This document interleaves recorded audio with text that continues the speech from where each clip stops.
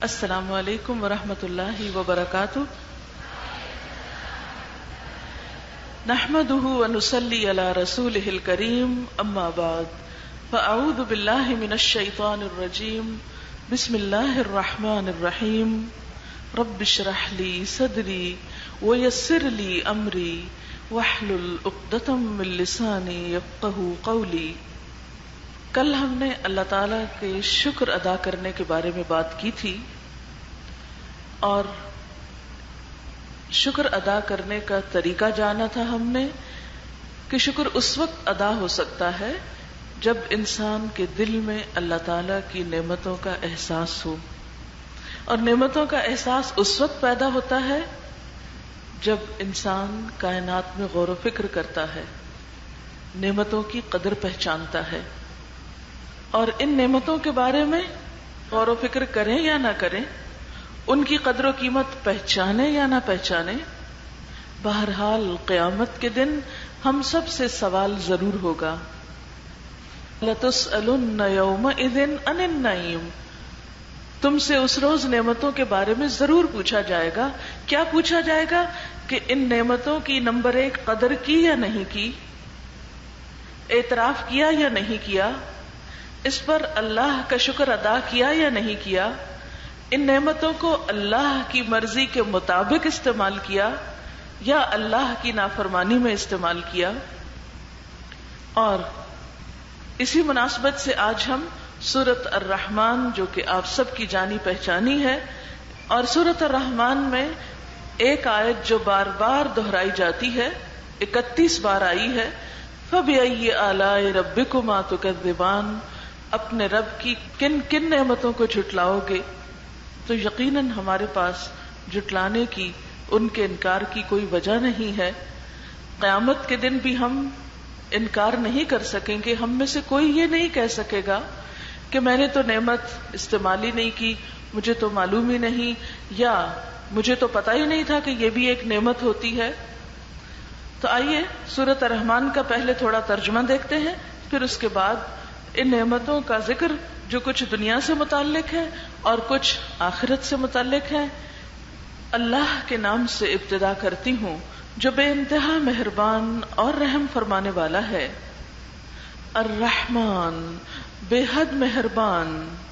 علم القرآن، اس نے قرآن کی تعلیم دی.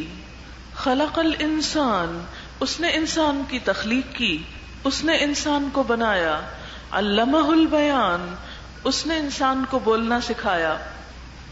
سورج اور چاند ایک حساب کے پابند ہیں، یعنی ان نعمتوں کو بھی اللہ ہی نے پیدا کیا، اور پیدا کر کے آزاد چھوڑ نہیں دیا، بلکہ ایک نظام کے تحت انہیں پابند رکھا. اور تارے اور درخت سب سجدہ ریز ہیں، یعنی پوری کائنات اللہ کے آگے جھکی ہوئی ہے، اللہ کی اطاعت کر رہی ہے. اس میں ہم بندوں کے لیے ایک سبق ہے کہ ہم نعمتیں پا کر کیا واقعی اللہ کے اطاعت گزار ہیں یا پھر اس کی نافرمانی کے کاموں میں لگے ہوئے ہیں. آسمان کو اس نے بلند کیا، یعنی انسان کو غور و فکر کی دعوت دی جا رہی ہے کہ دیکھو ایک چھت جو بغیر ستونوں کے ہے کتنی اونچی اٹھی ہوئی ہے کہ وہاں تک انسان کی رسائی بھی نہیں. اور میزان قائم کر دی، یعنی ہر چیز کے اندر ایک بیلنس رکھا، اعتدال رکھا. اس کا تقاضا یہ ہے کہ تم میزان میں خلل نہ ڈالو، یعنی اے انسان ان نعمتوں کو صحیح طور پر استعمال کرو اور زمین میں فساد نہ کرو، بگاڑ نہ پیدا کرو، اور انصاف کے ساتھ ٹھیک ٹھیک تولو اور ترازو میں ڈنڈی نہ مارو، یعنی بندوں کے حقوق صحیح طور پر ادا کرو. زمین کو اس نے سب مخلوقات کے لیے بنایا، یعنی زمین صرف انسانوں کے لیے نہیں، اس لیے اس میں ہمیں صرف انسانوں کے حقوق ہی نہیں، جانوروں کے اور دیگر مخلوقات کے حقوق بھی ادا کرنے ہیں، ان کا خیال بھی رکھنا ہے. اس میں ہر طرح کے بکثرت لذیذ پھل ہیں. کھجور کے درخت ہیں جن کے پھل غلافوں میں لپٹے ہوئے ہیں. طرح طرح کے غلے ہیں جن میں بھوسا بھی ہوتا ہے اور دانا بھی ہے. پس اے جن و انس، تم اپنے رب کی کن کن نعمتوں کو جھٹلاؤ گے؟ انسان کو اس نے ٹھیکری جیسے سوکھے سڑے گارے سے بنایا، یعنی انسان اپنی حقیقت پر تو غور کرے، کہاں سے اٹھایا گیا. اور جن کو آگ کی لپٹ سے پیدا کیا، بس اے جن و انس تم اپنے رب کے کن کن عجائب قدرت کو جھٹلاؤ گے؟ دونوں مشرق اور دونوں مغرب سب کا مالک و پروردگار وہی ہے، بس اے جن و انس تم اپنے رب کی کن کن قدرتوں کو جھٹلاؤ گے؟ دو مشرق اور دو مغرب کیسے؟ آپ نے دیکھا ہوگا کہ جہاں سے سورج نکلتا ہے وہاں سے غروب ہوتا ہے، یعنی ہر نکلنے والا سورج ہر روز جہاں طلوع ہوتا ہے وہاں غروب بھی ہوتا ہے، پھر جہاں غروب ہو رہا ہوتا ہے وہاں کسی اور جگہ طلوع بھی ہو رہا ہوتا ہے. تو ہر مغرب مشرق بھی ہے اور ہر مشرق مغرب بھی ہے، اس لیے دو مشرق اور دو مغرب کی بات ہوئی. پلیز آپ ذرا باہم اگر باتیں کرنا چاہتے ہیں تو باہر چلے جائیں. قرآن آپ کے سامنے پڑھا جا رہا ہے، یہ باتیں بعد میں بھی ہو سکتی ہیں. پورے ہال میں صرف آپ دو لوگ ہیں جو باہم بات کر رہے ہیں. یہ میری باتیں اس وقت نہیں ہو رہی ہیں، اللہ کا کلام آپ کے سامنے پڑھا جا رہا ہے، اس کا ترجمہ آپ کو بتایا جا رہا ہے. اس وقت آپ مجھے رسپیکٹ نہیں دے رہے، اللہ کے کلام کو دے رہے ہیں یا نہیں دے رہے؟ کیا آپ کی اپنی باتیں اس کلام سے زیادہ اہم ہیں؟ دونوں مشرقوں اور دونوں مغربوں سب کا مالک اور پروردگار وہی ہے، بس اے جن و انس تم اپنے رب کی کن کن قدرتوں کو جھٹلاؤ گے؟ دو سمندروں کو اس نے چھوڑ دیا کہ باہم مل جائیں، یعنی سمندر میں دو طرح کے مختلف پانی، میٹھا اور کھاری، اسی طرح ٹھنڈا اور گرم دو طرح کا پانی ایک ہی جگہ ساتھ ساتھ چل رہا ہوتا ہے اور باہم ملتا نہیں، دونوں کے درمیان ایک پردہ حائل ہے. یہ سب کچھ کرنے والا کون ہے؟ اللہ رب العزت.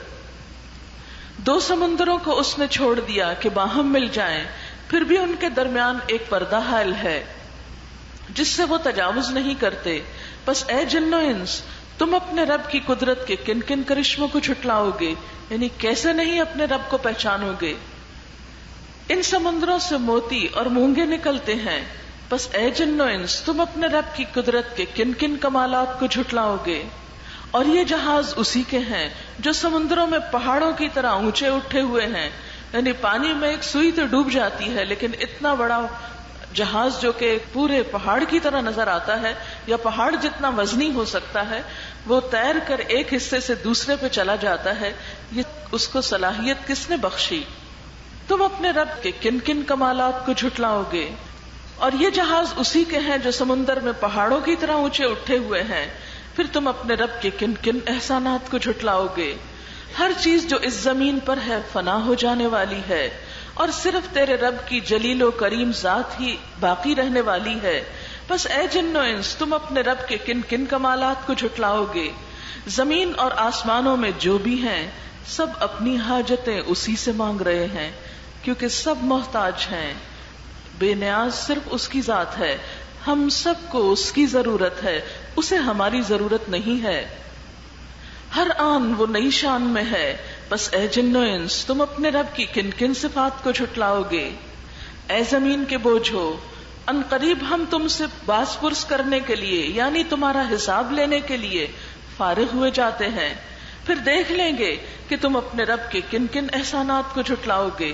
یعنی انسان ہمیشہ اس دنیا میں نہیں رہے گا، یہ نعمتیں ہمیشہ ہمارے پاس نہیں رہیں گی. ہمیں بہت جلد یہ دنیا جس کی محبت میں ہم ڈوبے ہوئے ہیں، جس کے اوپر ہم کچھ اور سوچ ہی نہیں سکتے، یہ سب بہت جلد چھوڑ کر اپنے رب کی طرف واپس جانے والے ہیں. پھر ہم میں سے ایک ایک کا حساب ہوگا، ہر ایک کو جواب دہی کرنی ہوگی کہ وہ اپنے رب کی نعمتوں کو پا کر رب کے ساتھ کیا معاملہ کرتا رہا، اس کے دین کے ساتھ کیا سلوک کرتا رہا، اس کی کتاب کو اس نے کتنی اہمیت دی، اس کے رسول صلی اللہ علیہ وسلم کی کتنی عزت کی. ان سب نعمتوں کو پا کر بہت جلد ہم سے پوچھ ہوگی، لہذا وہاں جا کر تم کس نعمت کو جھٹلا سکو گے؟ اے گروہ جن و انس تم زمین اور آسمانوں کی سرحدوں سے نکل کے بھاگ سکتے ہو تو بھاگ دیکھو، یعنی تم اللہ کے آگے کس قدر عاجز ہو، کہیں جا نہیں سکتے. اگر تم بھاگنا بھی چاہو تو اس کے لیے بڑا زور چاہیے، اور وہ زور ہم میں سے کس کے پاس ہے کہ ہم اپنے رب سے بھاگ نکلیں کہیں. پھر اپنے رب کی کن کن قدرتوں کو تم جھٹلاؤ گے؟ بھاگنے کی کوشش کرو گے تو تم پر آگ کا شعلہ اور دھواں چھوڑ دیا جائے گا جس کا تم مقابلہ نہ کر سکو گے. اے جن و انس تم اپنے رب کی کن کن قدرتوں کا انکار کرو گے؟ پھر کیا بنے گی اس وقت جب آسمان پھٹے گا اور لال چمڑے کی طرح سرخ ہو جائے گا، اے جن و انس اس وقت تم اپنے رب کی کن کن قدرتوں کو جھٹلاؤ گے؟ اس روز کسی انسان اور کسی جن سے اس کا گناہ پوچھنے کی ضرورت نہ ہوگی، کیونکہ سارا اعمال نامہ تو ہر ایک کا ساتھ ہی ہوگا. اس لیے اللہ تعالیٰ کو یہ پوچھنے کی ضرورت نہیں ہوگی کہ کون کیا جرم کر کے آیا. کوئی تنہائی میں ہو یا سب کے سامنے ہو، چھپ کے کوئی کام کرے یا سب کو بتا کے کرے، ہر غلط کام اعمال نامے میں لکھا جا رہا ہے اور وہ سب کے سامنے کھل کر آ جائے گا. انسان کچھ بھی چھپا نہ سکے گا. پھر دیکھ لیا جائے گا کہ تم دونوں گروہ اپنے رب کے کن کن احسانات کا انکار کرتے ہو. مجرم وہاں اپنے چہروں سے پہچان لیے جائیں گے، یعنی جرم چہروں پر، شکلوں پر نظر آئے گا، کیونکہ ہر انسان کا چہرہ اس کے دل کی عکاسی کرتا ہے. تو گناہ کی ابتدا بھی دل سے ہوتی ہے. رمضان اسی لیے تقوی کا مہینہ ہے کہ دلوں کی اصلاح کرتا ہے. اور انسان جب کوئی غلط کام کرنا چاہتا ہے تو سب سے پہلے اس کی سوچ آتی ہے، اس کی خواہش پیدا ہوتی ہے، پھر اس کے بعد انسان قدم اٹھاتا ہے. اس لیے چہرے پر سب دلوں کے آثار اور دلوں کے خیالات نظر آ رہے ہوں گے، کیونکہ وہیں پر سارے خیالات جمع ہوئے تھے، یعنی دل میں، اور دل سے پھر انسان کے عمل میں آئے، ظاہر میں آئے. تو قیامت کے دن سب کچھ چہروں سے عیاں ہو جائے گا اور انہیں پیشانی کے بال اور پاؤں پکڑ پکڑ کر گھسیٹا جائے گا، یعنی مجرم لوگوں کو. اس وقت تم اپنے رب کی کن کن قدرتوں کو جھٹلاؤ گے؟ اس وقت کہا جائے گا یہ وہی جہنم ہے جس کو مجرمین جھوٹ قرار دیتے تھے، یعنی صحیح طور پر ایمان نہیں رکھتے تھے. اسی جہنم اور کھولتے ہوئے پانی کے درمیان وہ گردش کرتے رہیں گے. پھر اپنے رب کی کن کن قدرتوں کو جھٹلاؤ گے؟ یعنی جب آگ میں وہ تڑپ اٹھیں گے تو سخت پیاس لگے گی. آپ نے دیکھا ہوگا ذرا موسم گرم ہو تو انسان کو پیاس زیادہ لگنے لگتی ہے. تو جہنم میں بھی جب وہ آگ میں جلیں گے تو سخت پیاسے ہوں گے. پھر وہ پانی مانگیں گے تو ابلتا ہوا پانی ان کو پیش کیا جائے گا. پانی پی کر پھر اپنے ٹھکانے پہ لوٹیں گے تو آگ ہی آگ پائیں گے اور یوں ہی ان کی عمر بیت جائے گی. پھر اپنے رب کی کن کن قدرتوں کو تم جھٹلاؤ گے؟ اور ہر اس شخص کے لیے جو اپنے رب کے حضور پیش ہونے کا خوف رکھتا ہو دو باغ ہیں. اپنے رب کے کن کن انعامات کو جھٹلاؤ گے؟ یعنی ایک طرف مجرموں کا انجام بتایا گیا تو دوسری طرف اللہ کے فرما بردار لوگوں کا انجام بتایا گیا کہ ان کی خوشی کے لیے دو باغ ہوں گے. دو کس لیے؟ کہ جب ایک سے دل بھرے گا تو دوسرے میں چلے جائیں گے، اور اسی طرح کبھی ایک جگہ کبھی دوسری جگہ. ہری بھری ڈالیوں سے بھرپور اپنے رب کے کن کن انعامات کو جھٹلاؤ گے؟ دونوں باغوں میں دو چشمے رواں اپنے رب کے کن کن انعامات کو جھٹلاؤ گے؟ دونوں باغوں میں ہر پھل کی دو قسمیں اپنے رب کے کن کن انعامات کو تم جھٹلاؤ گے؟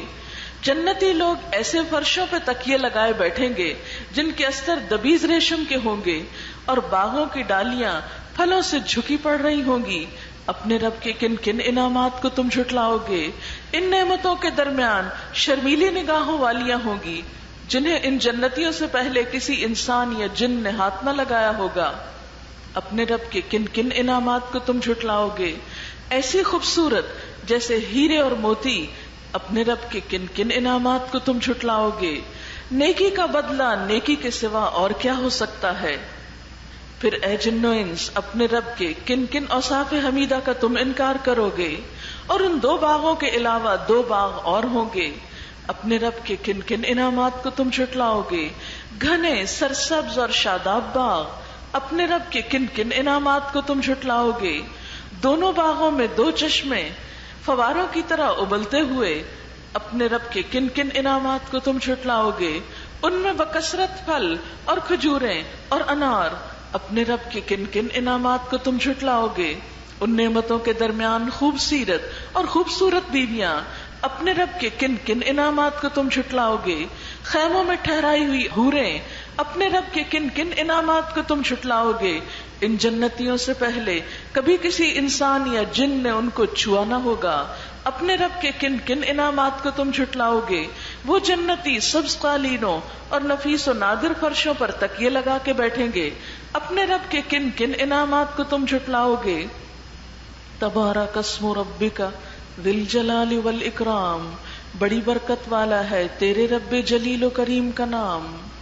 بسم اللہ الرحمن الرحیم الرحمن علم القرآن خلق الإنسان علمه البيان الشمس والقمر بحسبان والنجم والشجر يسجدان والسماء رفعها ووضع الميزان ألا تطغوا في الميزان وأقيموا الوزن بالقسط ولا تخسروا الميزان والأرض وضعها للأنام فيها فاكهة والنخل ذات الأكمام والحب ذو العصف والريحان فبأي آلاء ربكما تكذبان خلق الإنسان من صلصال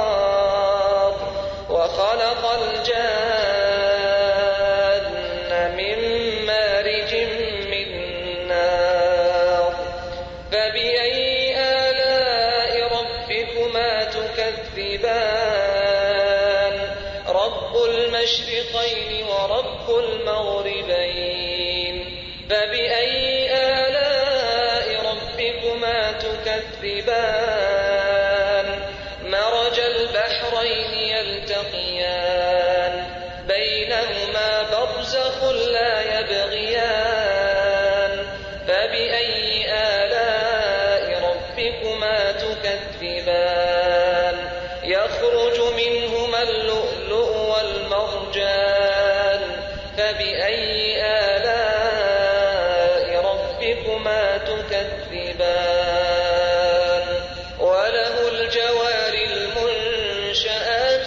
في البحر كالأعلام فبأي آلاء ربكما تكذبان كل من عليها فان ويبقى وجه ربك ذو الجلال والإكرام فبأي آلاء ربكما تكذبان يسأله من في السماوات والأرض كل يوم هو في شأن فبأي آلاء ربكما تكذبان سنفرغ لكم أيها الثقلان فبأي آلاء ربكما تكذبان يا معشر الجن والإنس إن استطعتم أن تنفذوا من أقطار السماوات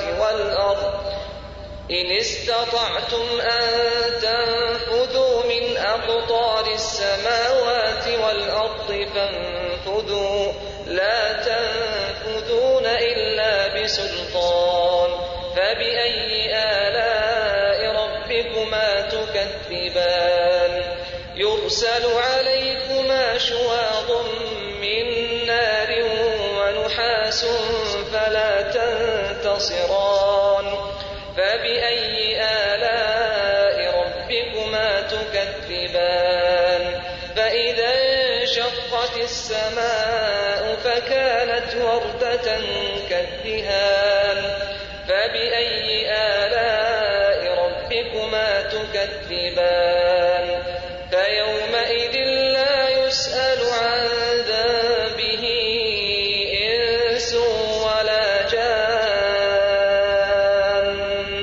فبأي آلاء ربكما تكذبان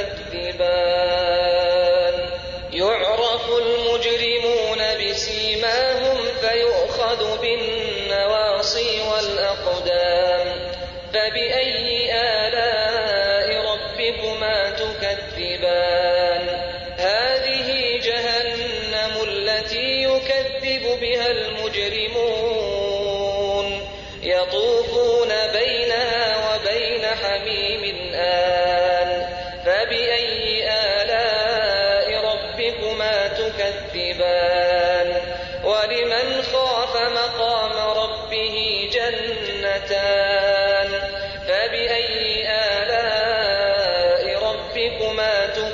تكذبان ذواتا أفنان فبأي آلاء ربكما تكذبان فيهما عينان تجريان فبأي آلاء ربكما تكذبان فيهما من كل فاكهة زوجان فبأي آلاء ربكما تكذبان متكئين على فرش بطائنها من استبرق وجنى الجنتين دان فبأي آلاء ربكما تكذبان فيهن قاصرات الطرف لم يطمثهن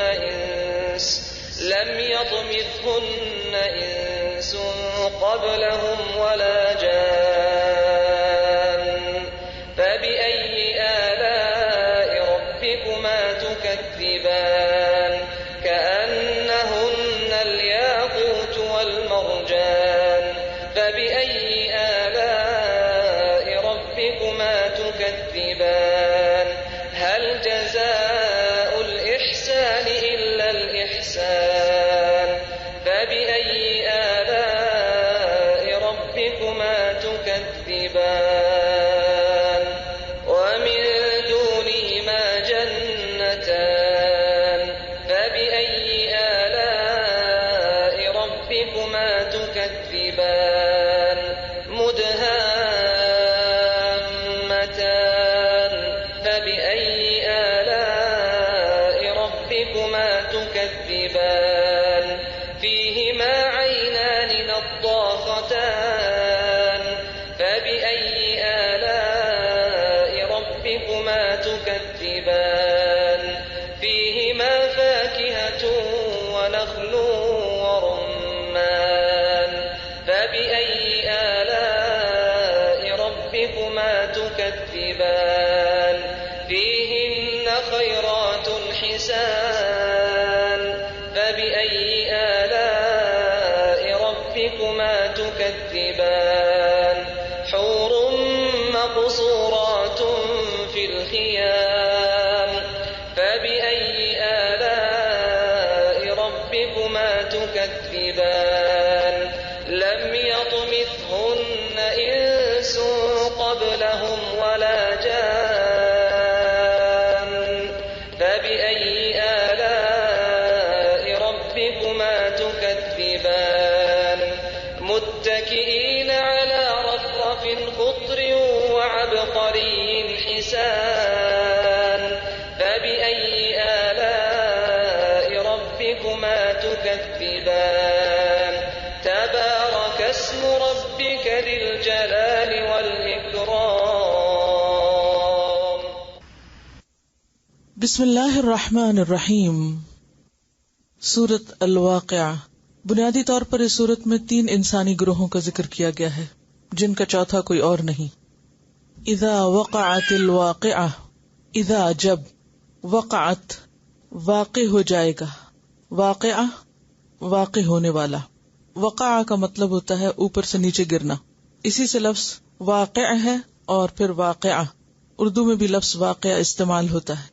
یہاں مراد واقع ہونے والا یعنی روز قیامت، اور واقعہ مؤنث ہے، اشارہ ہے یوم الساعہ کی طرف۔ جیسا کہ آپ جانتے ہیں کہ قیامت کے کئی نام ہیں، جن میں سے ایک خود قیامہ، پھر طامہ، ساخہ، آزفہ، قارعہ۔ تو اسی طرح واقعہ بھی دراصل کیا ہے؟ قیامت کے ناموں میں سے ایک نام۔ تو مراد اس سے کیا ہے؟ جب قیامت واقع ہوگی، جب قیامت برپا ہو جائے گی، سر پر آ پڑے گی۔ اذا وقعت الواقعہ، جب وہ واقعہ پیش آ جائے گا، قیامت قائم ہو جائے گی، اور اس کا قائم ہونا ایسا ہے لیس لوقعتها کاذبہ، لیسا نہیں، وقعہ واقع ہونا، ہا اس کا یعنی اس کا واقع ہونا نہیں ہے، کاذبہ کوئی جھوٹ، کوئی جھوٹی بات نہیں ہے، یہ ایک یقینی بات ہے، سچی بات ہے۔ قیامت کا واقعہ ایسا واقعہ ہے کہ جب وہ پیش آ جائے گا تو کوئی بھی اس کو جھٹلا نہ سکے گا۔ آج دنیا میں بہت سے لوگ ایسے ہیں جو اس دن کو نہیں مانتے، اس آنے والے حادثے کا انکار کرتے ہیں کہ ایسا کچھ بھی نہیں، یہ صرف من گھڑت باتیں ہیں. اور یہ ایک حقیقت ہے کہ آخرت پر ایمان ارکان ایمان میں سے ہے. ایک مسلمان کے لیے لازم ہے کہ وہ آخرت کو مانے. اگر کوئی شخص آخرت کو نہیں مانتا تو وہ دراصل مسلمان ہی نہیں. کیسا ہے وہ دن؟ خافضۃ رافعۃ، وہ قیامت پست کرنے والی ہے، بلند کرنے والی ہے. اور اسی طرح عزت اور ذلت کے معنوں میں بھی آتا ہے. تو خافضۃ نیچے کرنے والی یعنی ذلیل کرنے والی، پست کرنے والی، گرانے والی، اور رافعۃ بلند کرنے والی، اٹھانے والی یعنی عزت دینے والی. قیامت کا دن ایک ایسا دن ہے جس میں عزت اور ذلت کے معیار بدل جائیں گے. آج دنیا میں بہت سے افراد اور اقوام ایسے ہیں جو بظاہر بہت بلند مرتبہ نظر آتے ہیں، بہت عزت کے مقام پر نظر آتے ہیں، لیکن کل قیامت کے دن ان کا یہ مقام عزت ان سے چھین لیا جائے گا، اور صرف ایک قیامت کا حادثہ ہی انہیں پست کر دینے کے لیے کافی ہوگا. خافضۃ رافعۃ. اذا رجت الارض رجا وبست الجبال بسا فكانت هباء منبثا وكنتم ازواجا ثلاثا فاصحاب الميمنة ما اصحاب الميمنة واصحاب المشأمة ما اصحاب المشأمة والسابقون السابقون اولئک المقربون. شروع اللہ کے نام سے جو بے انتہا مہربان نہایت رحم فرمانے والا ہے. جب وہ ہونے والا واقعہ پیش آ جائے گا یعنی آخرت کا واقعہ، تو کوئی اس کے واقع ہونے کو جھٹلا نہ سکے گا. آج ہم اس کی طرف توجہ نہیں کرتے، وہ ہمارے خیالوں میں نہیں ہے، لیکن جب وہ پیش آ جائے گا تو کوئی بھی اس سے انکار نہ کر سکے گا. وہ تہ و بالا کر دینے والی آفت ہوگی، یعنی زمین پر کوئی بھی چیز اس وقت ٹھہری نہ رہے گی، سلامت نہ رہے گی، بچے گی نہیں. انسان اپنی ترقی کی انتہا کو کیوں نہ پہنچ جائے، زمین سے آسمان تک کیوں نہ پہنچ جائے، لیکن جو ہی وہ زلزلہ آئے گا تو کیا ہوگا؟ اس وقت زمین یک بارگی ہلا ڈالی جائے گی، پہاڑ اس وقت ریزہ ریزہ کر دیے جائیں گے، اور پراگندہ غبار بن کر رہ جائیں گے، یعنی دھول کی طرح اڑا دیے جائیں گے. تم لوگ اس وقت 3 گروہوں میں تقسیم ہو جاؤ گے، یعنی سارے انسان 3 بڑی کیٹیگریز میں تقسیم کر دیے جائیں گے یا 3 کیٹیگریز میں داخل ہو جائیں گے. اور وہ 3 کیا ہیں؟ پہلی کیٹیگری یا پہلا گروپ دائیں بازو والے. دائیں بازو والوں کی خوش نصیبی کا کیا کہنا. دوسری کیٹیگری اور بائیں بازو والے، تو بائیں بازو والوں کی بد نصیبی کا کیا ٹھکانا. اور آگے والے تو پھر آگے والے ہی ہیں، وہی تو مقرب لوگ ہیں، نعمت بھری جنتوں میں رہیں گے، اگلوں میں سے بہت ہوں گے، پچھلوں میں سے کم ہوں گے. تو 3 گروپ کون سے ہوئے؟ ایک دائیں بازو والے جو عام نیک اچھے لوگ ہیں، ایک بائیں بازو والے جو برے لوگ ہیں، اور ایک تیسری کیٹیگری سابقون، آگے جانے والے، اللہ کے مقرب لوگ. اور یہ سابقون، سبقت لے جانے والے کون ہیں؟ جو نیکی اور خیر اور بھلائی کے کاموں میں دوڑ لگاتے ہیں، آگے سے آگے جاتے ہیں. وہ یہ نہیں دیکھتے کہ کوئی اور نیکی نہیں کر رہا تو میں کیوں کروں. وہ اس سوچ میں رہتے ہیں کہ کون سی نیکی میں سب سے پہلے آگے بڑھ کر کروں، نیکی کے کاموں میں آگے نکل جاؤں.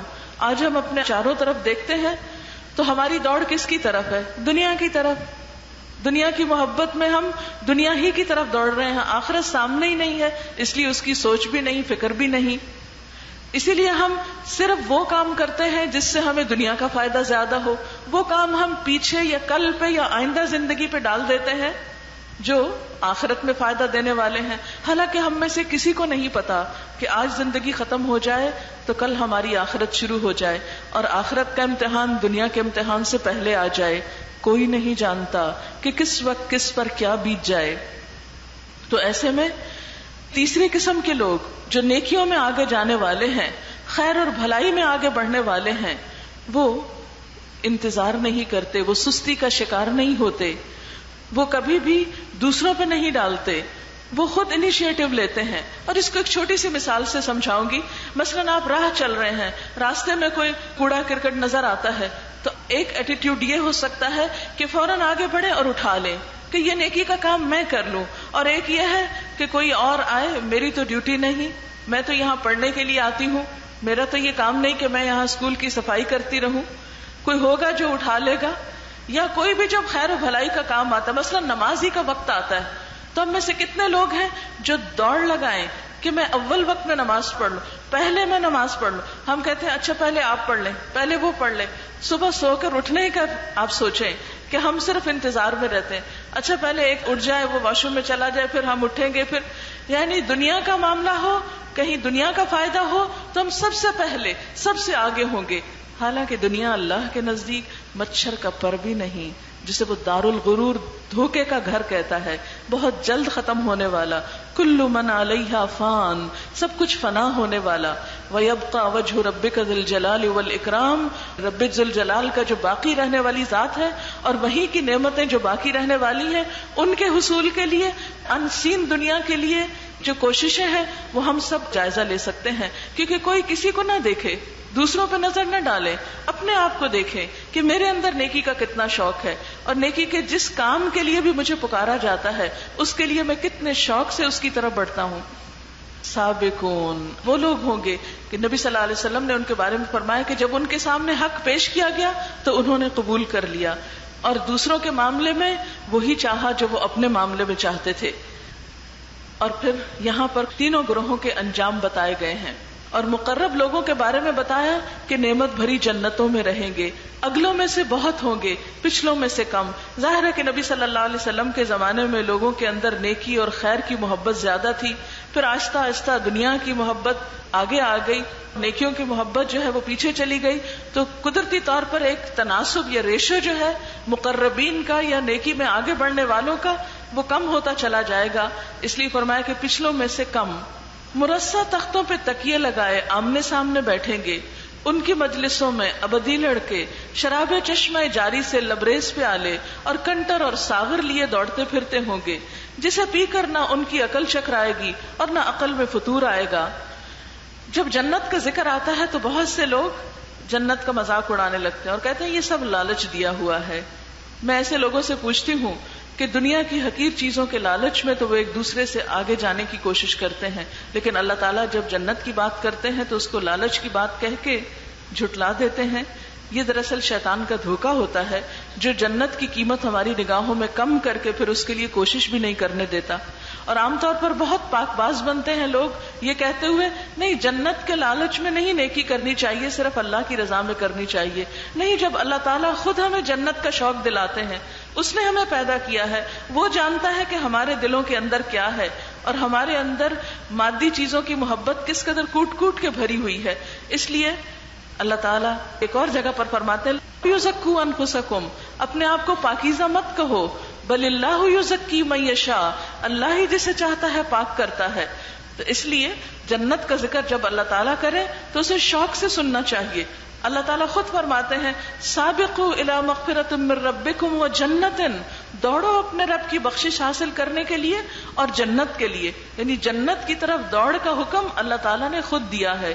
اس لیے جنت کی باتیں محض لالچ کی باتیں نہیں ہیں، یہ اللہ تعالیٰ نے ہماری نفسیات کو سامنے رکھتے ہوئے ہمیں ایک انسینٹو دیا ہے، شوق دیا ہے. پھر جنت ہی کے بارے میں فرمایا کہ جنت میں جنت کے جو کارندے ہوں گے وہ مقربین کے سامنے طرح طرح کے لذیذ پھل پیش کریں گے کہ جسے چاہیں چن لیں. پرندوں کے گوشت پیش کریں گے، جس پرندے کا چاہیں استعمال کریں. ایک بہت بڑی ورائٹی ہوگی. ان کے لیے خوبصورت آنکھوں والی حوریں ہوں گی، ایسی خوبصورت جیسے چھپا کے رکھے ہوئے موتی. یہ سب کچھ ان کے اعمال کی جزا کے طور پر انہیں ملے گا. یہ سب کچھ ان کے اعمال کی جزا کے طور پر انہیں ملے گا جو وہ دنیا میں کرتے رہے.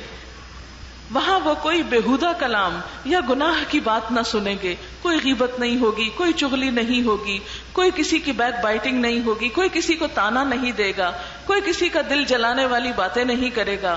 وہاں پر کوئی گناہ کی بات بھی نہیں، کوئی جھوٹ نہیں بولے گا، کوئی خیانت نہیں کرے گا. سب لوگ اللہ قیلن سلامن سلاما، سلامتی کی باتیں ہی کریں گے. اور یہاں پر کیا فرمایا کہ وہاں کوئی بےہودہ کلام یا گناہ کی بات نہ سنیں گے. جو بات بھی ہوگی ٹھیک ٹھیک ہوگی، اور دائیں بازو والے، دائیں بازو والوں کی خوش نصیبی کا کیا کہنا، وہ بے خار یعنی بغیر کانٹوں کے بیریوں اور تہ بتہ چڑھے ہوئے کیلوں اور دور تک پھیلی ہوئی چھاؤں اور ہر دم رواں پانی اور کبھی ختم نہ ہونے والے اور بے روک ٹوک ملنے والے بکثرت پھلوں اور اونچی نشست گاہوں میں ہوں گے۔ آبویسلی سابقین کی جنت کے مقابلے میں ذرا کم درجے کی ہوگی۔ ان کی بیویوں کو ہم خاص طور پر نئے سرے سے پیدا کریں گے اور انہیں باقرہ بنا دیں گے، اپنے شوہروں کی چاہنے والی اور عمر میں ہم سن ہوں گی۔ یہ سب کچھ دائیں بازو والوں کے لیے ہے، وہ اگلوں میں سے بھی بہت ہوں گے، پچھلوں میں سے بھی بہت ہوں گے۔ اور بائیں بازو والے، بائیں بازو والوں کی بد نصیبی کا کیا پوچھنا، وہ لو کی لپٹ اور کھولتے ہوئے پانی اور کالے دھوئیں کے سائے میں ہوں گے، جو نہ ٹھنڈا ہوگا نہ آرام دہ ہوگا۔ یہ وہ لوگ ہوں گے جو اس انجام کو پہنچنے سے پہلے خوشحال تھے اور بڑے گناہ پہ اصرار کرتے تھے۔ آپ کو معلوم ہے کہ بڑے گناہ کون سے ہیں؟ بڑے گناہوں میں سب سے بڑا گناہ تو اللہ تعالیٰ کے ساتھ شرک ہے، اور اس کے بعد والدین کی نافرمانی، ماں باپ کی بات نہ ماننا، ماں باپ کو اہمیت نہ دینا، ماں باپ کی قدر نہ کرنا۔ کیونکہ ایک طرف ہمیں اللہ تعالیٰ کے احسانات کو ماننا اور اس کا شکر گزار بننا ہے، اور دوسری طرف انسانوں میں سے سب سے پہلے اپنے والدین کا۔ یہ وہ لوگ ہوں گے جو اس انجام کو پہنچنے سے پہلے خوشحال تھے اور گناہ عظیم پر اصرار کرتے تھے، کہتے تھے جب ہم مر کر خاک ہو جائیں گے اور ہڈیوں کا پنجر رہ جائیں گے تو پھر اٹھا کھڑے کیے جائیں گے، اور کیا ہمارے باپ دادا بھی اٹھائے جائیں گے جو پہلے گزر چکے ہیں؟ اے نبی صلی اللہ علیہ وسلم، ان سے کہہ دیجئے یقیناً اگلے اور پچھلے سب ایک دن ضرور جمع کیے جانے والے ہیں جس کا وقت مقرر کیا جا چکا ہے۔ پھر اے گمراہو اور جھٹلانے والو، تم زقوم کے درخت کی غذا کھانے والے ہو، اس سے تم پیٹ بھرو گے اور اوپر سے کھولتا ہوا پانی تونس لگے ہوئے اونٹ کی طرح پیو گے، یعنی اتنی گرمی ہوگی کہ انسان ابلتا ہوا پانی بھی چاہے تو آپ دیکھیں ایک ایک سپ لیتے ہیں، لیکن جہنم میں لوگ ابلتے ہوئے پانی کو بھی پیتے چلے جائیں گے جیسے ایک پیاسا اونٹ پانی پیتا ہے۔ یہ ہے ان بائیں بازو والوں کی ضیافت کا سامان روز جزا میں۔ نحن خلقناکم فلولا تصدقون، ہم نے تمہیں پیدا کیا ہے، ہم ہیں تمہارے خالق، پھر تم تصدیق کیوں نہیں کرتے، مان کیوں نہیں جاتے؟ کبھی تم نے غور کیا یہ نطفہ جو تم ڈالتے ہو، اس سے بچہ تم پیدا کرتے ہو یا اس کے پیدا کرنے والے ہم ہیں؟ ہم نے تمہارے درمیان موت کو تقسیم کیا ہے اور ہم اس سے عاجز نہیں کہ تمہاری شکلیں بدل دیں اور کسی ایسی شکل میں تمہیں پیدا کریں جس کو تم نہیں جانتے۔ اپنی پہلی پیدائش کو تو تم جانتے ہی ہو، پھر سبق کیوں نہیں لیتے؟ یہ اصل میں ان لوگوں کو کہا جا رہا ہے جو مرنے کے بعد دوبارہ زندہ ہونے پر ایمان نہیں رکھتے تھے، اس کا یقین نہیں رکھتے تھے۔ تو انہیں بتایا جا رہا ہے کہ تمہیں اگر آخرت کی دوبارہ زندگی کا یقین کرنا ہے تو آج کی اپنی زندگی کو دیکھو، آج اپنے ہاتھ پاؤں دیکھو، آج اپنے آپ کو پہچانو کہ کیا ہو۔ اگر تم آج ایگزسٹ کرتے ہو تو کل ایگزسٹ کیوں نہیں کر سکتے؟ جس رب نے پہلی دفعہ پیدا کیا وہ دوبارہ پیدا کیوں نہیں کر سکتا؟ کبھی تم نے سوچا یہ بیج جو تم بوتے ہو یعنی زمین میں ڈالتے ہو، مٹی میں ڈالتے ہو، ان سے کھیتیاں تم اگاتے ہو یا ان کے اگانے والے ہم ہیں؟ خوبصورت پودے کون نکالتا ہے اس اندھیری مٹی میں سے؟ کیونکہ مٹی دیکھنے میں کیا ہے؟ کچھ بھی نہیں، نہ اس میں رنگ ہے، نہ ہی اس کے اندر کوئی خوشبو ہے، نہ ٹیسٹ ہے، لیکن جو پھل اور پھول اس میں سے نکلتے ہیں وہ کس قدر خوبصورت اور کتنی ویرائٹی ہوتی ہے ان کے اندر۔ مثلا ایک لیموں کا پودا جو اگتا ہے زمین کے اندر سے، تو مٹی کو آپ جتنا بھی ٹیسٹ کریں اس میں کوئی کھٹائی نہیں، لیکن ایک لیموں کے اندر ٹیسٹ کون ڈالتا ہے؟ یہ سب کچھ کرنے والا کون ہے؟ یہ اللہ رب العزت ہے۔ کبھی تم نے سوچا یہ بیج جو تم بوتے ہو، ان سے کھیتیاں تم اگاتے ہو یا ان کے اگانے والے ہم ہیں؟ ہم چاہے تو ان کھیتیوں کو بھس بنا کر رکھ دیں اور تم طرح طرح کی باتیں کرتے رہ جاؤ۔ ہم پر تو الٹی چٹی پڑ گئی، بلکہ ہمارے تو نصیب ہی پھوٹے ہوئے ہیں۔ یعنی اللہ تعالیٰ انسان کو جب دنیا میں ایک نعمت دے کر اس سے لیتا ہے تو وہ اس پر یہ سوچنے کے بجائے کہ میرا بھی کوئی قصور ہوگا، اللہ تعالیٰ ہی کو بلیم کرنے لگتا ہے بعض اوقات، اور بعض اوقات وہ طرح طرح کی باتیں بنا کر رہ جاتا ہے اور اللہ کی طرف رجوع نہیں کرتا۔ کبھی تم نے آنکھیں کھول کر دیکھا یہ پانی جو تم پیتے ہو اسے تم نے بادل سے برسایا ہے یا اس کے برسانے والے ہم ہیں؟ ہم چاہیں تو اسے سخت کھاری بنا دیں، یعنی بارش میٹھے پانی کی برسنے کی بجائے کڑوے پانی کی برسے. اور کتنے حیرت کی بات ہے نا. آپ دیکھیں کہ جو واٹر سائیکل ہے وہ آپ سب جانتے ہیں کہ بارش کہاں سے بنتی ہے، جو سمندر سے بخارات اٹھتے ہیں. سمندر کا پانی کس قدر کھاری ہوتا ہے، وہاں سے اللہ تعالیٰ جو پانی اٹھاتے ہیں اور بادلوں کے ذریعے پھر زمین پہ برساتے ہیں وہ کھاری نہیں ہوتا. یہ سب کچھ کرنے والا کون ہے؟ پھر تم شکر کیوں نہیں ادا کرتے؟ کبھی تم نے خیال کیا کہ یہ آگ جو تم سلگاتے ہو اس کا درخت تم نے پیدا کیا ہے یا اس کے پیدا کرنے والے ہم ہیں؟ ہم نے اس کو یاد دہانی کا ذریعہ اور حاجت مندوں کے لیے زندگی کا سامان بنایا. بس اے نبی صلی اللہ علیہ وسلم اپنے رب عظیم کے نام کی تسبیح کرو. فسبح بسم ربک العظیم. بس نہیں، میں قسم کھاتا ہوں تاروں کے مواقع کی، اگر تم سمجھو تو یہ بہت بڑی قسم ہے کہ یہ ایک بلند پایا قرآن ہے. انہ لقرآن کریم فی کتاب مکنون. ایک محفوظ کتاب میں ثبت ہے، یعنی اس میں کوئی تبدیلی کر نہیں سکتا کیونکہ اس کی اصل اللہ تعالیٰ کے ہاں محفوظ ہے، جسے مطہرین کے سوا کوئی چھو نہیں سکتا. یہ رب العالمین کا اتارا ہوا ہے، یعنی اس قرآن کو معمولی چیز نہ سمجھو، یہ اللہ رب العزت کی طرف سے آیا ہے. پھر کیا تم اس کلام کے ساتھ بے اعتنائی برتتے ہو، اس سے بے رخی برتتے ہو، اس کی پرواہ نہیں کرتے، اس کو اہمیت نہیں دیتے، اس کو پڑھنے اور پڑھانے کے لیے تمہاری زندگی میں وقت نہیں ہے؟ قیامت کے دن جب ہم اللہ کے حضور حاضر ہوں گے، بڑی بڑی لائبریریاں چاٹ کر، دنیا کی ڈھیروں کتابیں پڑھ کر، اس وقت کیا اللہ ہم سے پوچھے گا نہیں کہ میری کتاب کو پڑھنے کا وقت نہیں ملا تھا تمہیں؟ کتنا کچھ پڑھ ڈالا. ایک بچہ کلاس 1 سے لے کر میٹرک تک بھی کتنی کتابیں پڑھ ڈالتا ہے. آپ سب اگر گننا شروع کریں تو شاید اس وقت شمار نہ کر سکیں کہ اب تک آپ کتنی کتابیں پڑھ چکے ہیں اور اس سے آگے بھی آپ کتنی کتابیں پڑھیں گے. لیکن کس قدر افسوس کی بات ہے، اتنی کتابیں پڑھنے والے کبھی نہیں سوچتے کہ زندگی میں ایک بار اللہ کی کتاب تو پڑھ کے دیکھیں. انسانوں کی لکھی ہوئی کتابیں، ان کو ہم اہمیت دیتے ہیں. اللہ کی بھیجی ہوئی کتاب، اس کی کوئی اہمیت ہی نہیں ہمارے ذہن میں، ہمارے دل میں اس کی کوئی قدر ہی نہیں.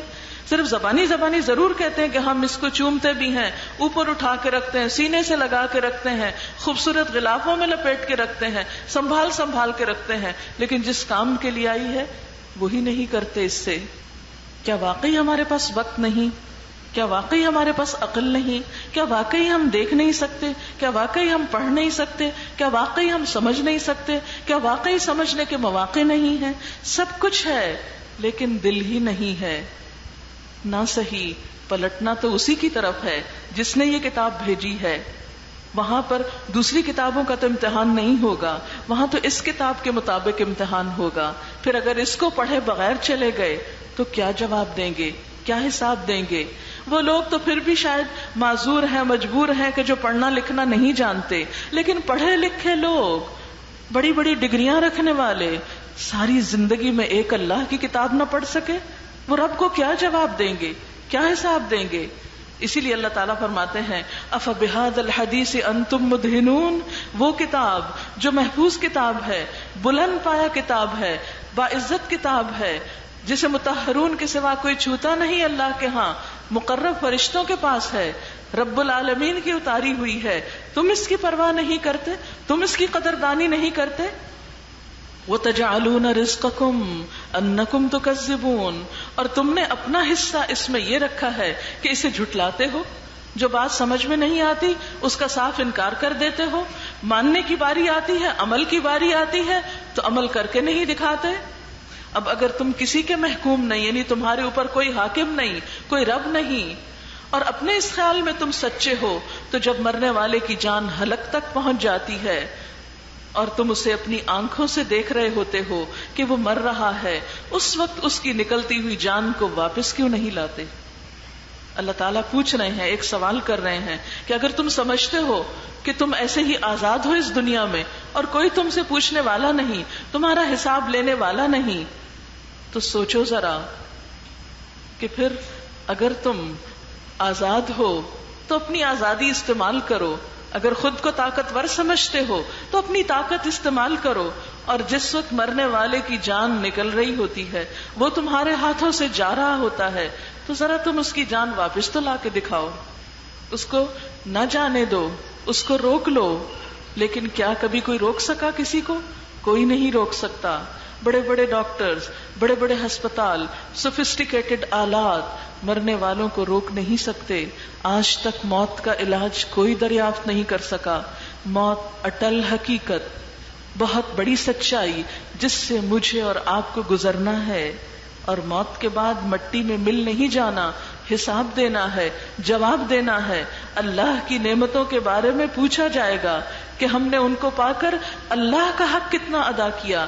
اس وقت سوچو کیا جواب دو گے، کیا بولو گے۔